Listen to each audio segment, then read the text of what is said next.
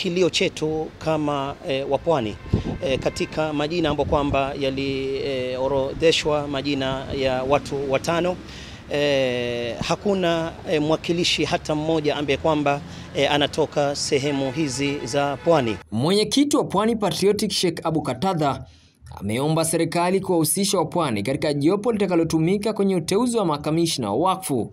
Akizungumza hapa jijini Mombasa katika mkutano ambao alikuwa ameambatana viongozi wengine wa kidini, ametaja kwamba asilimia kubwa ya wakfu inapatikana maeneo ya pwani. Kilio chetu kama wapwani katika majina ambayo kwamba yaliorodheshwa majina ya watu watano, hakuna mwakilishi hata mmoja ambaye kwamba anatoka sehemu hizi za pwani. Na kama tunavyojua wakfu katika nchi yetu ya Kenya nzima, asilimia 99 za wakfu ziko pwani, hasa katika mji wa Mombasa na mji wa Lamu.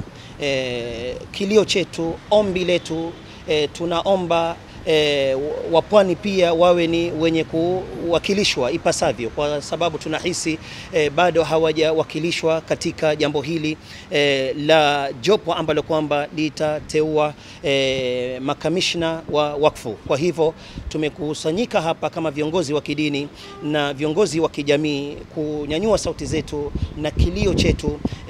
Tungependa pia watu wa pwani wawe ni wenye kuwakilishwa ipasavyo katika jopo ambalo kwamba limeteuliwa na Attorney General, jopo ambalo kwamba litateua makamishna wa wakfu. Hata hivyo, amesema kwamba haijalishi watakaoteuliwa ni wangapi, cha muhimu zaidi ni pwani kuwa na wawakilishi katika jopo hilo ili kuhusishwa kikamilifu katika uteuzi wa makamishna wa wakfu. Wakilishi wangapi si hoja, bora tupate majina ya viongozi. Tunao viongozi ambao kwamba ni wasomi wa eneo hili la pwani. Haiwezekani katika pwani nzima tutakosa hata mwakilishi mmoja ambaye kwamba haja qualify. Ni jambo ambalo kwamba haliwezekani. Kwa hivyo kilio chetu, ombi letu, tupate mwakilishi ama wakilishi ambao kwamba, na nafikiri usawa hata ingekuwa ni third of the names au majina ambao kwamba yameteuliwa, wawili watatu ambao kwamba watawakilisha, kwa sababu ni baba zao, ni mababu zao ndio wale